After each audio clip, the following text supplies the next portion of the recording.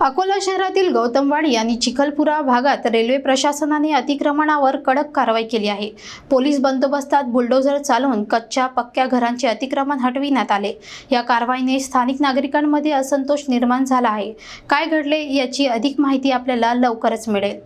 गेल्या 6 महिन्यांपासून अकोला रेल्वे प्रशासनाने गौतमवाडी आणि चिखलपुरा भागातील नागरिकांना अतिक्रमण हटविण्याच्या नोटीस दिल्या होत्या। मात्र नागरिकांनी या सूचनांकडे दुर्लक्ष केले आणि अतिक्रमण कायम ठेवले। परिणामी आज सकाळी रेल्वे प्रशासनाने कडक पावले उचलली आणि पोलीस बंदोबस्ताच्या कडेकोट सुरक्षा व्यवस्थेत कारवाई केली। गौतमवाडी आणि चिखलपुरा या दोन्ही भागात 82 कच्च्या आणि पक्क्या घरांचे अतिक्रमण हटविण्यात आले। बुलडोझरने अतिक्रमण हटविण्याचे काम सुरू केले आणि यामुळे स्थानिक नागरिकांमध्ये असंतोष निर्माण झाला।